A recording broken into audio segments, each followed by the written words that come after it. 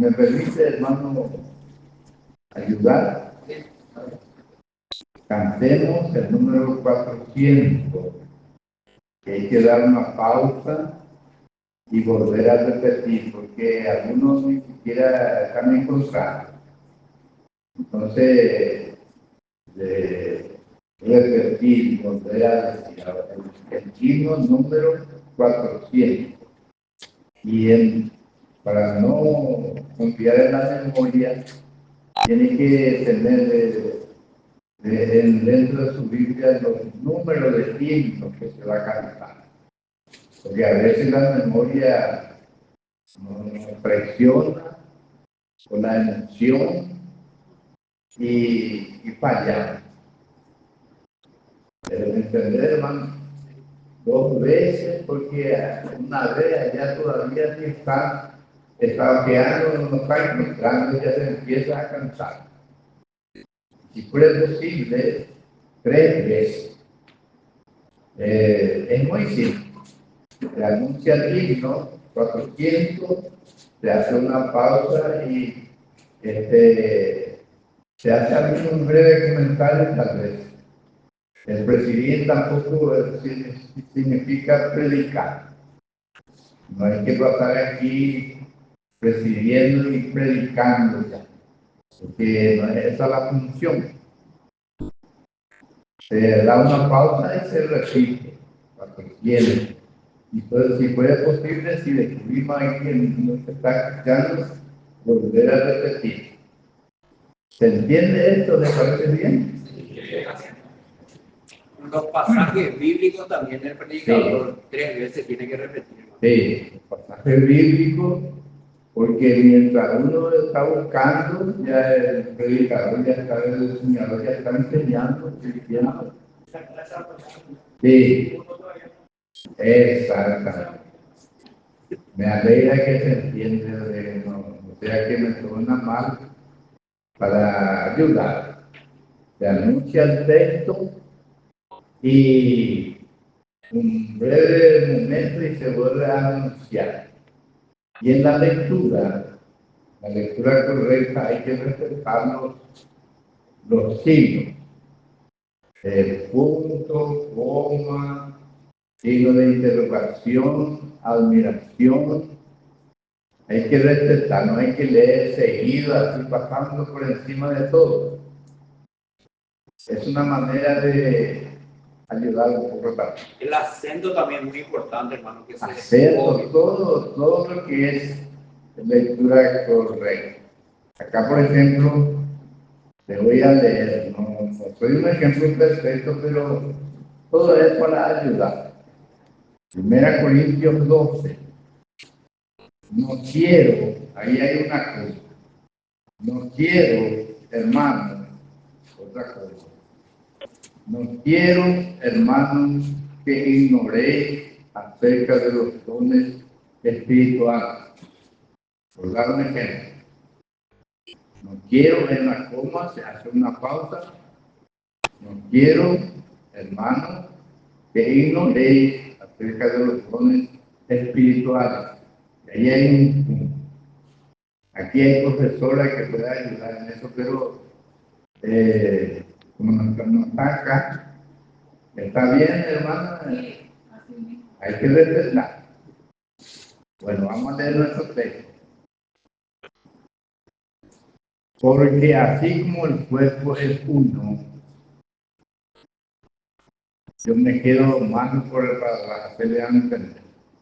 Porque así como el cuerpo es uno y tiene muchos miembros, pero todos los miembros del cuerpo, siendo muchos, son un solo cuerpo, así también Cristo.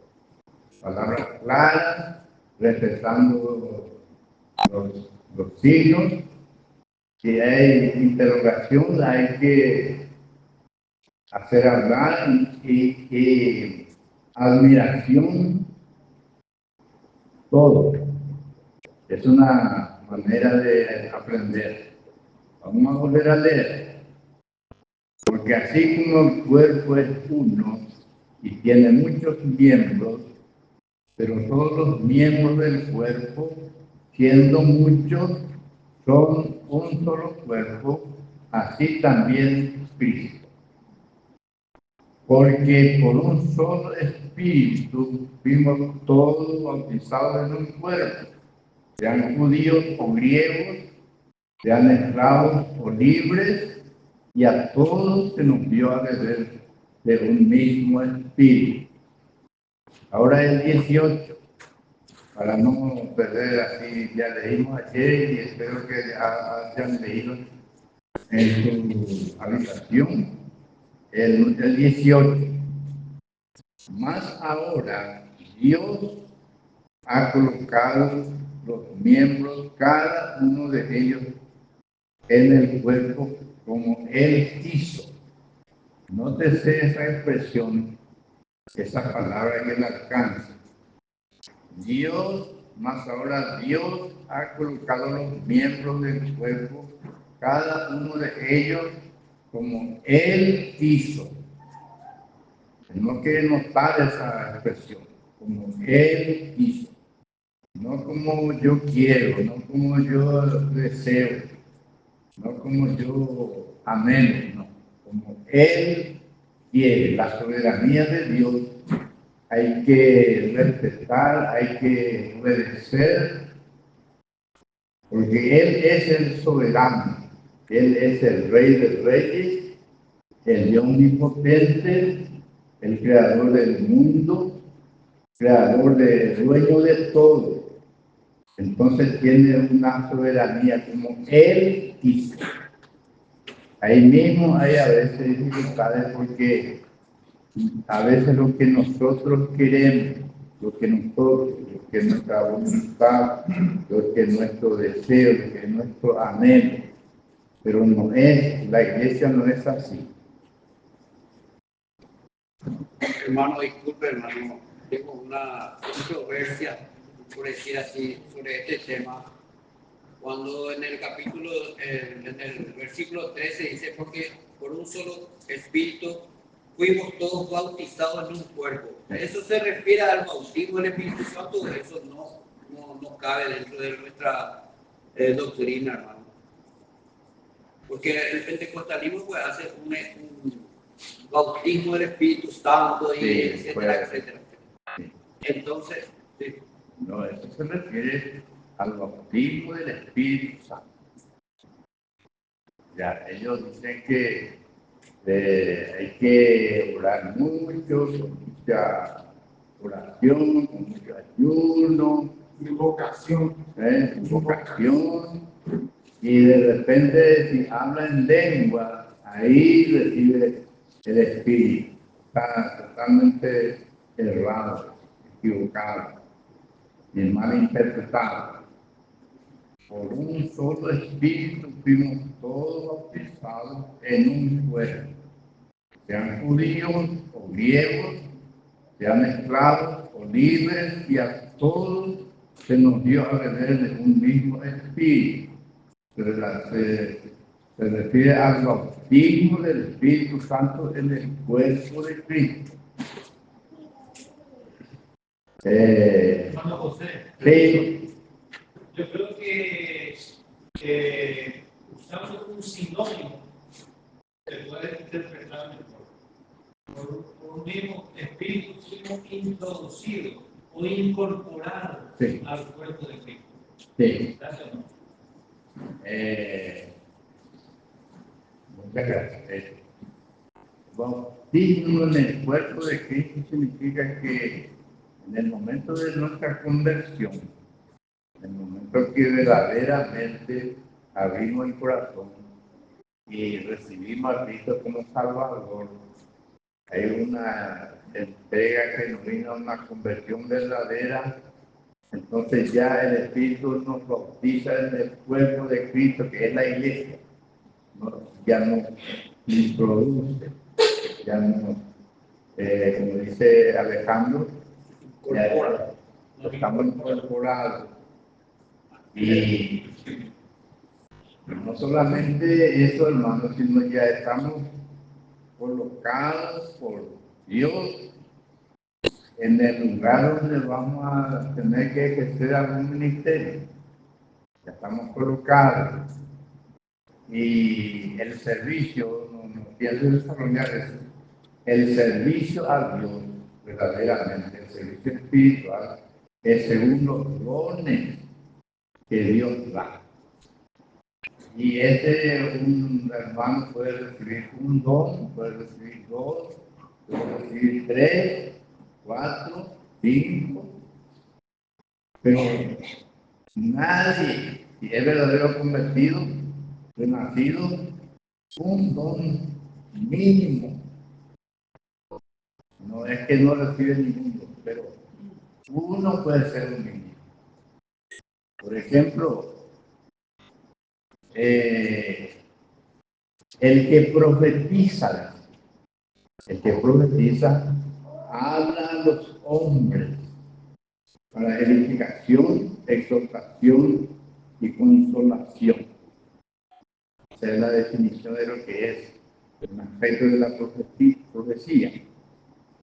Profetizar significa transmitir lo que recibe para edificación. Y, por ejemplo, encontrar una persona no creyente, se da la oportunidad, se le predica el Evangelio. El predicar el Evangelio en el poder del Espíritu Santo ya es un aspecto de la profecía. Predicar el Evangelio lleno del Espíritu Santo y en el poder del Espíritu ya está profetizando un aspecto de la profecía. ¿Se entiende? Por eso, para predicar el Evangelio de tal manera que la persona pueda convertirse, tiene que estar lleno del Espíritu, y el Espíritu es el que da las palabras para que la persona entienda, su entendimiento reciba, entienda, y ahí se convierte. La persona que se convierte sobre esa base es el genuino convertido, el verdadero convertido. Porque actualmente, no precisamente en nuestro grupo, el Evangelio se predica sobre la base de la inteligencia, de la preparación académica, de la formación. Es un mensaje en el nivel, no sé, en el nivel del alma, del conocimiento, de la mente. Se procuró explicar lo que es el alma y sus componentes. Entonces yo no voy a entrar en ese tema, pero no sé si contesto la pregunta. El bautismo del Espíritu Santo en el cuerpo de Cristo es en el momento mismo de la verdadera conversión, genuina conversión. Después va desarrollándose, va creciendo, y a lo mejor en los planes de Dios tiene más un don para él. Ahí no existe la llenura del Espíritu Santo que tanto dice en total. La llenura del Espíritu Santo. Sí. Depende de la decisión ahí en ese momento. Puede haber un principio, como puede ya haber una plenitud. Hay hermanos que comienzan con la verdadera conversión y después, en realidad, la conversión, ¿saben lo que es la definición de la conversión? Pues lo que Pablo dice acerca de los tesalonicenses, que llenaron el Evangelio de una amplia provincia, Macedonia y Acaya, que llenaron el Evangelio, y los siervos de Dios no tenían necesidad de predicar, que estaba cubierto. Porque os convertisteis de los ídolos a Dios. Esa es la conversión de los ídolos a Dios para servir al Dios vivo y verdadero. No voy a... Ustedes pueden encontrar. Os convertisteis de los ídolos a Dios. ¿Cómo? Sí, es un cambio radical.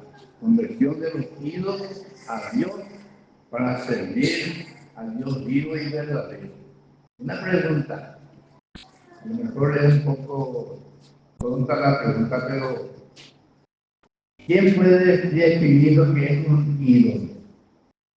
¿Qué es un ídolo? Aquel que ocupa el lugar de Dios. ¿Cómo? El que ocupa el lugar de Dios. El que... No escucho muy bien, por eso pido... Muchas cosas también se idolatran. Cualquier persona también se idolatra. Yo hago esa pregunta a veces y se trata de ir frente a una imagen, arrodillarse, rezar. Ídolo es cualquier cosa que ocupa el primer lugar, ocupa el trono que pertenece a Dios. Puede ser cosas legítimas, puede ser estudio, que es legítimo, pero si el estudio está primero que Cristo, ese estudio ya es un ídolo. Puede ser trabajo, que tengo que trabajar, pero si el trabajo ocupa el primer lugar, ese trabajo ya es un ídolo, porque está ocupando el trono que pertenece al Señor. El deporte, no sé cuándo es que se habló de deporte, pero si el deporte ocupa el lugar que corresponde a Cristo, ese deporte ya es un ídolo. Entonces, tal persona es ya un idólatra. Tenemos que ser muy claros en esto. Los hijos, dice que tenemos que amar, los padres tenemos que amar a los hijos, amar a los padres, pero ¿qué dice el Señor? Si alguno ama más a su padre, a su madre o a su hijo, no es digno de mí, porque la palabra clave es más. Es decir, si el hijo ocupa el lugar de Cristo, ya funciona esa palabra. No es que no tenemos que amar, pero ama más que a mí, no es digno de mí. ¿Se entiende? La palabra clave es más. Es decir, se ama de tal manera a los hijos que se ocupa el lugar del Señor. La palabra de Dios dice que hay que amar a los hijos, a los padres, amar a la esposa, amar al esposo, amar. Pero el que ama más, no sé si se interpreta eso. ¿Sí? Está primero. Y este es un mensaje que ya no se está aceptando. Y en la experiencia del Señor iba a traer una multitud de personas. Y cuando Él habló de la palabra de la cruz, le abandonaron todo, de pronto. Cuando Él habló de el que come mi carne y bebe mi sangre, en mí permanece, habló de una identificación total. Dice que muchos volvieron atrás. ¿Saben ustedes eso? Se volvieron atrás. Y quedó su grupito de 12. Y el Señor le dice, ¿y queréis ir vosotros también? Le da la libertad. ¿Y quién respondió positivamente? ¿Quién respondió? ¿Qué dijo Pedro? Señor, ¿a quién diremos? Tú eres el Cristo, el Hijo del Dios viviente. ¿Qué le dijo el Señor? Que esa palabra es porque él recibió una revelación para discernir que ese que está con ellos, un hombre sencillo, un hombre normal, que era el Mesías. Hubo una revelación, una luz. Curiosamente, un rato después, fue usado por Satanás procurando desviar al Señor del camino. Bueno, eso no es tanto, pero es interesante entender. Después de recibir una revelación, una luz, de repente, por no querer llegar a la cruz, intentó desviar al Señor del camino de la cruz, que él vino para morir. Imagínense si Pedro conseguía desviar al Señor de su propósito. No era posible, no iba a ser posible la salvación. Bueno, vamos a seguir la lectura. El 18, 1 Corintios 12, 18. ¿Alguien quiere volver a leer? Mas ahora Dios ha colocado los miembros, cada uno de ellos, en el cuerpo como Él quiso. Sí. Mas ahora Dios ha colocado los miembros, cada uno de ellos en el cuerpo como Él quiso. La soberanía de Dios. En la última etapa de esta civilización, en el último tiempo, esta posición del Señor sería resistida, rechazada. La iglesia de la Odisea, por ejemplo, que según lo he entendido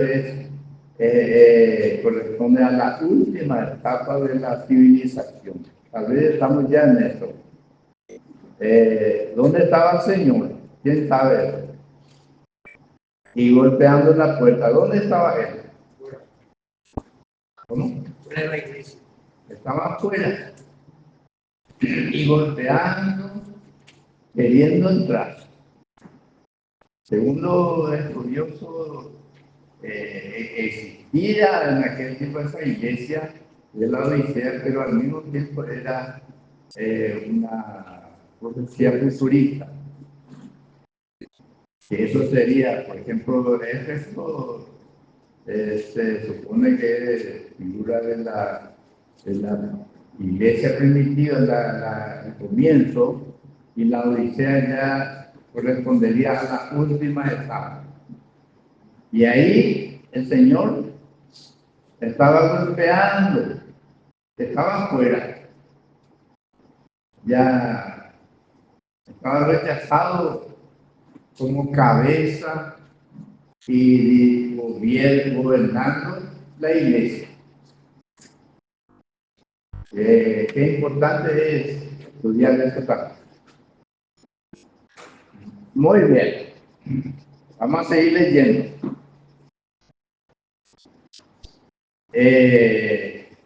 El 23, el 22, para no alargar mucho, el 22. Ahora bien, los miembros del cuerpo que parecen más débiles son los más necesarios. ¿Qué le parece? Los miembros del cuerpo que nos parecen más débiles son los más necesarios.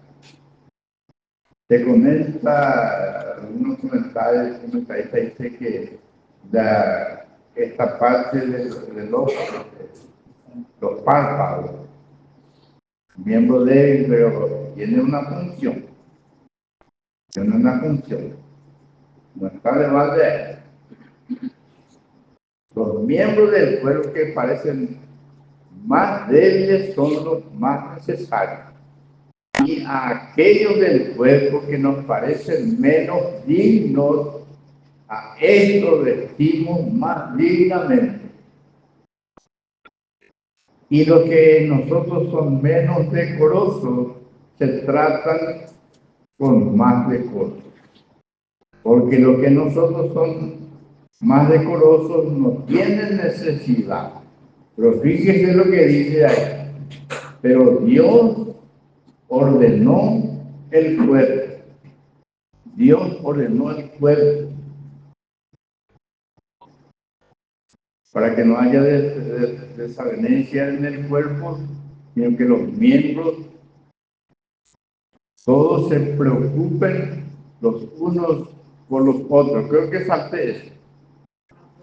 Sí. Pero vuelvo ahí. Pero Dios ordenó el cuerpo dando más abundante honor al que le faltaba, para que no haya desavenencia en el cuerpo, sino que los miembros todos se preocupen los unos por los otros. Hay que volver a leer varias veces esto, hermano. No haya desavenencia, haya conflicto, no haya pleito, no haya pelea. Porque, ¿qué va a pasar si mi mano toma un martillo y pongo la otra mano así y estoy golpeando? ¿Ustedes qué pensarían de mí si me ven así? Mano así, con un martillo, ambos juguinas. ¿Qué pensarían de mí? ¿Cómo? Algo está mal.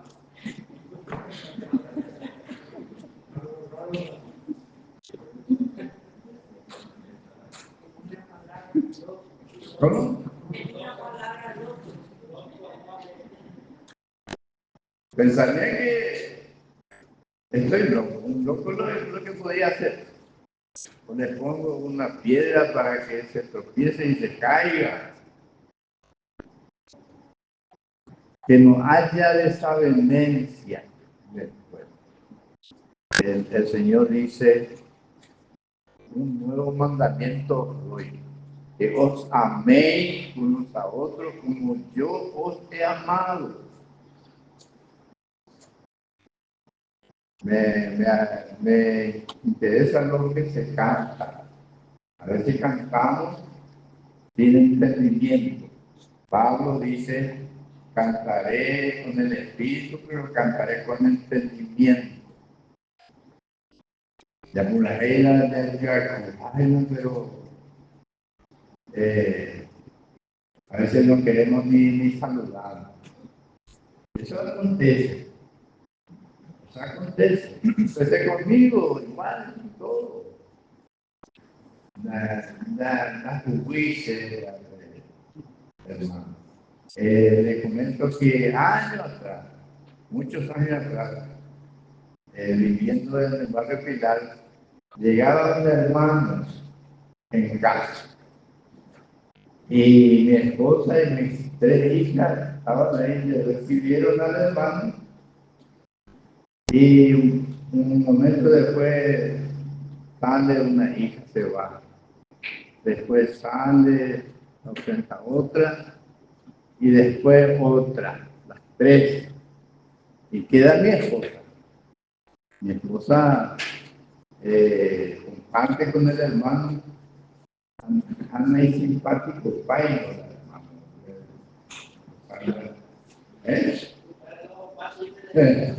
Después se va también el hermano. Y mi hija le dice, mamá, ¿cómo le soportas a ese hermano? ¿Cómo le soportas? Pero mi hija es un hermano. Y el mandamiento es que tenemos que amar no solo al hermano, al enemigo. El que habla mal de mí o de cualquiera, yo tengo que amar a ese que me habla mal, me trata mal. Este ya es un nivel de madurez, nivel de madurez.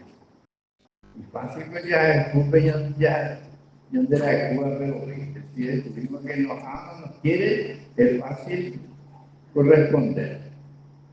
Pero si habla mal de nosotros, si habla mal de uno, si habla mal alguien de Fabio, ¿qué tiene que hacer Fabio?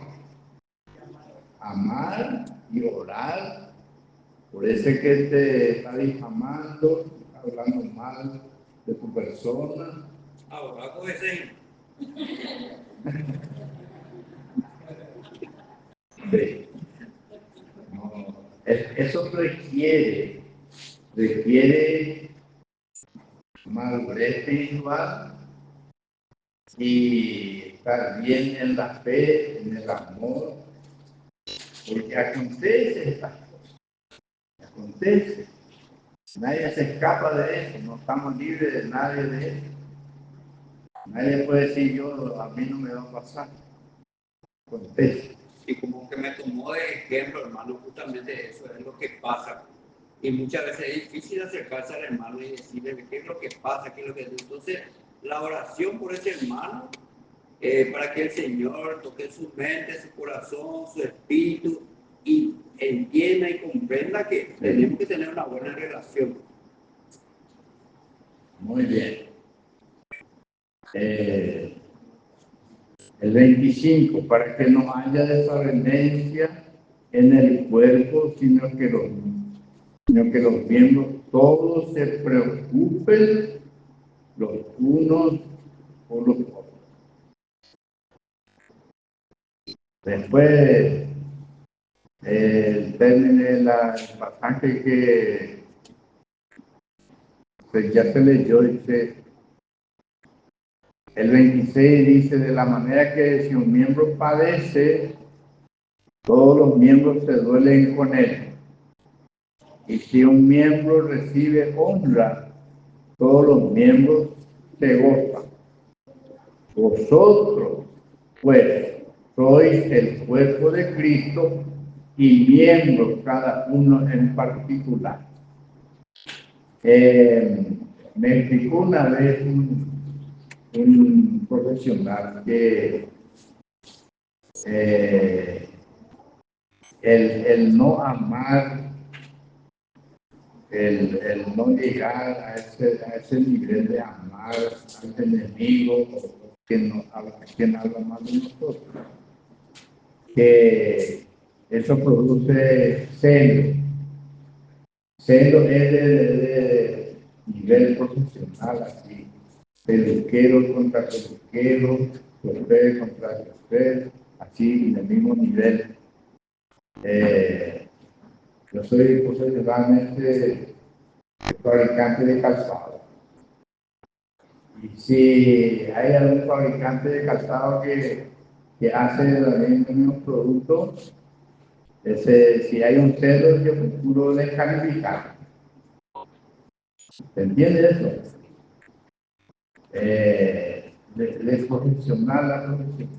Mi peluquero una vez no me piden su peluquería, y cuando me senté ahí en el lugar, me dijo, un maestro de peluquear y pequeño. De lo de profesional. ¿Cómo? Sí, ese es el celo. Procura descalificar. Aguapura guadaña, haciendo ya.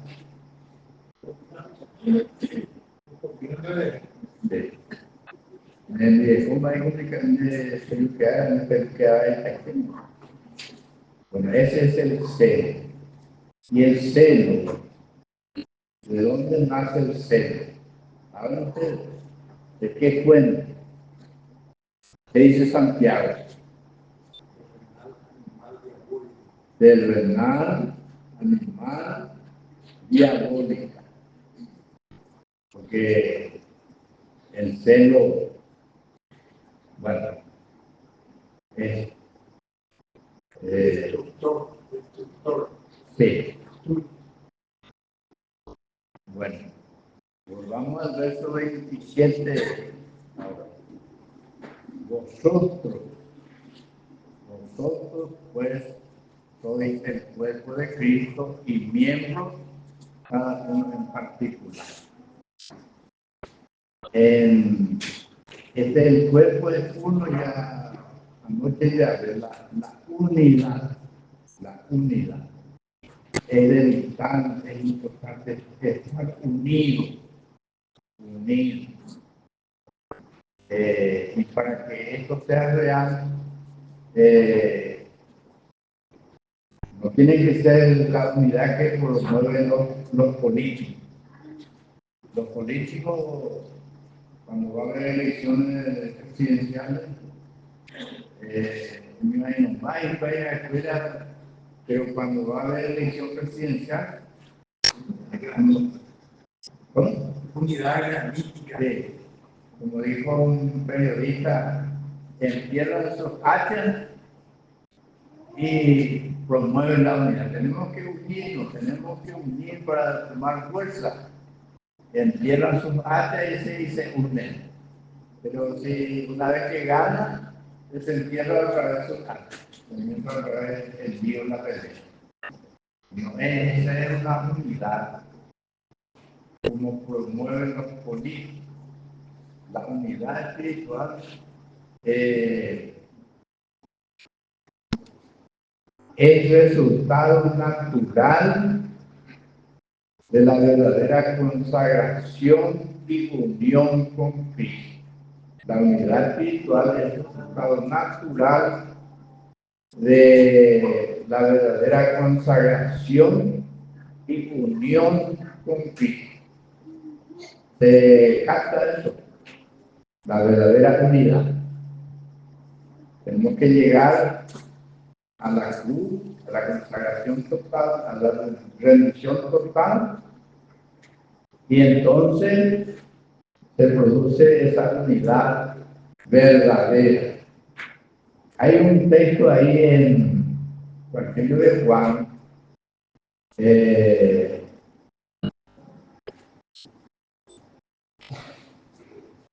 capítulo 17, Evangelio de Juan, el capítulo 17.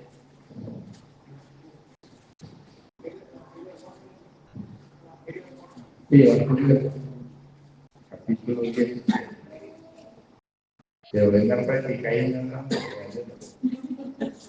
Evangelio de Juan, capítulo 17. Ahí está versículo muy importante. Evangelio de Juan, capítulo 17.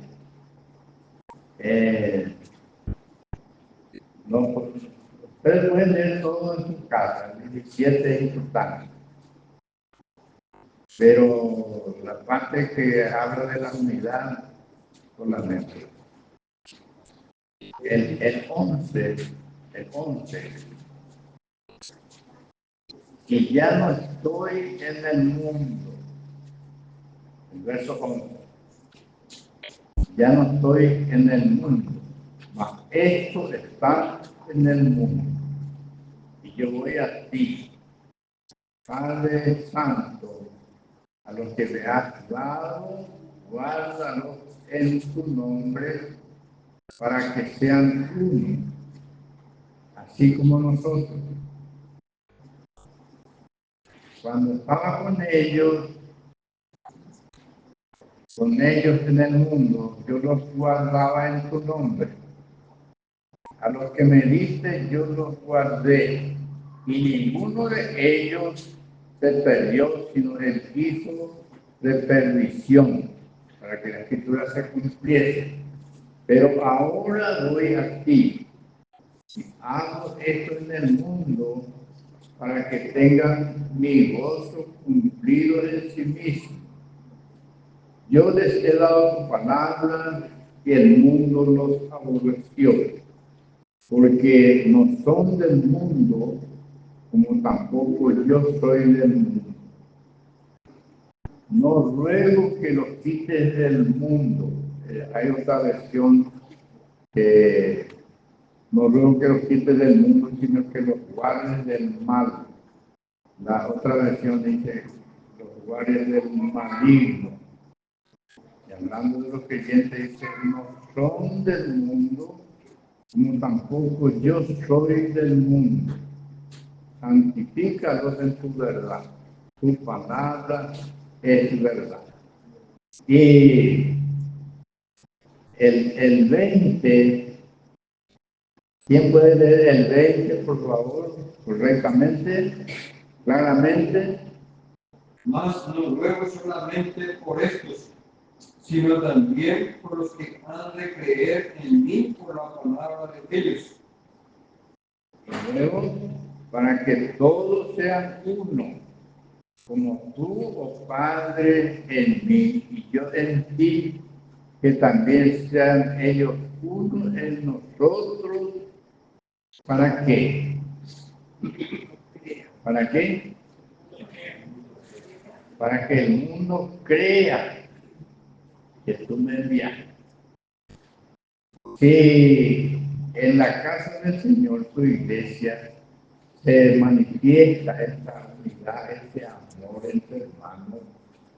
Eso es lo que va a convencer a mí. De otra manera, ahorita tengo un calendario y no es hermano. No es un testimonio. Pero si hay una unidad, amor entre nosotros, tolerancia, espíritu de perdón, porque nadie está libre de equivocación, ¿verdad? Nadie se libra de equivocación, de actitud equivocada, de palabras a veces fuertes, equivocadas, nadie está libre. Pero nosotros tenemos la capacidad espiritual de perdonar, de olvidar, de pasar por alto. Cuando es que se habló de que el pecado cubrirá multitud de pecados? El amor cubrirá multitud de pecados, pero ahí lo que corresponde es falta, multitud de falta. Me acuerdo que lejos de acá, en una localidad donde hospedé en la casa de un hermano, Costa Clavel, tenía un galpón revocado, semipintado. Yo no podía hacer nada esa semana porque todos trabajaban en la calle. No podía visitarle porque estaban en su trabajo.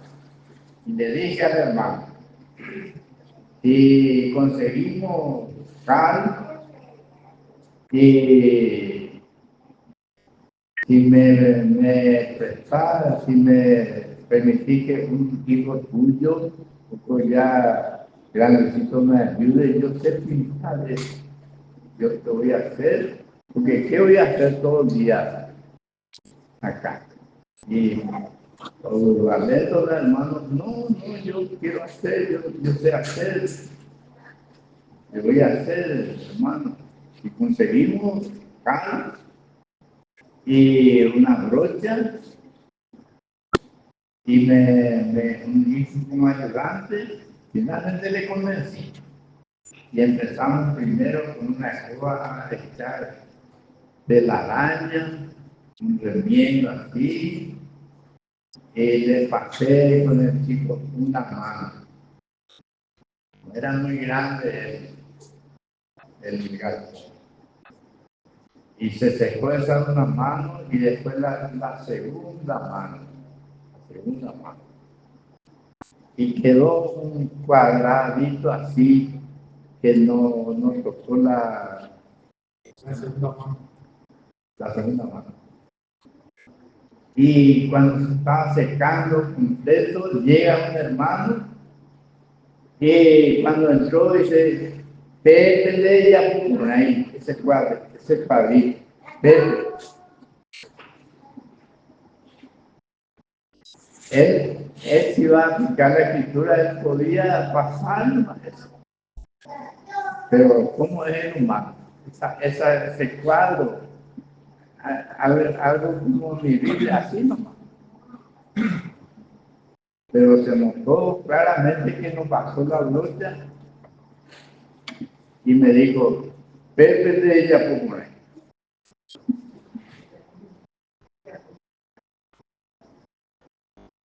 Lo correcto hubiera dicho, pero qué guapo, qué valiente, qué bien, qué maravilla. Ahí mató un poquito, pero poca cosa. El amor cubre multitud de falta, porque tiene el que nos falla. Pero así es el humano. Y bien entró, miró, ahí no hiciste bien. Me reí más yo porque me reí más porque sé de dónde proviene eso. Y así es, el amor cubrirá multitud de pecados, de falta. Bueno, yo creo que le voy a dejar un texto, el 23, que es el fundamento de la unidad. El 22 y el 23. El 22, por favor.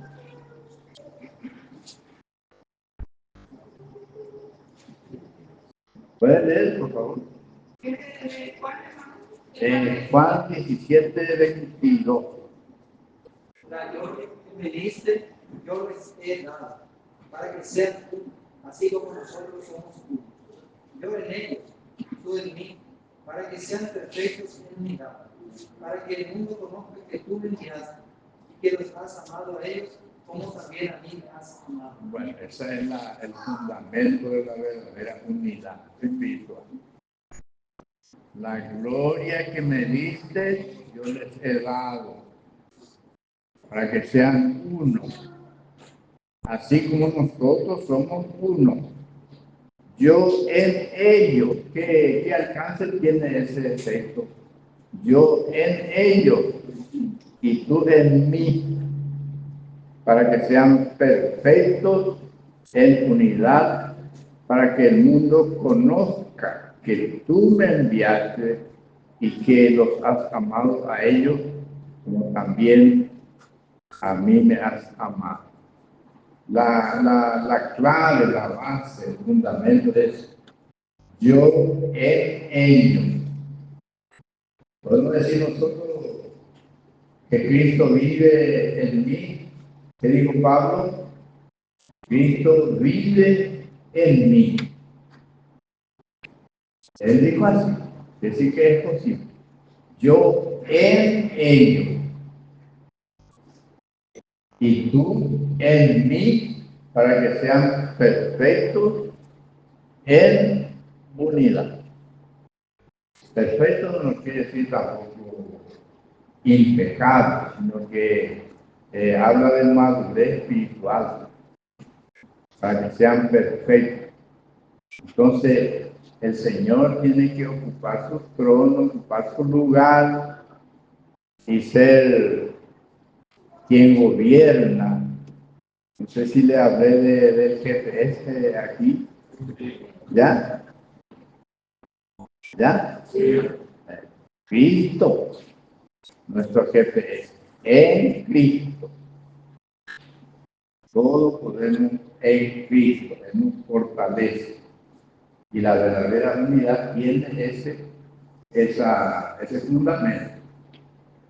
Si Cristo no está aquí en plenitud, llenando su casa, viviendo su vida, Entonces, esa unidad apenas una teoría, una predicación así que no tiene valor, pero si queremos que sea una realidad tenemos que llegar a... No hay otro camino. Bueno, quedamos aquí, no avancé mucho, no avancé nada, parece, pero mi argumento es la repetición. Bueno, adelante, vamos.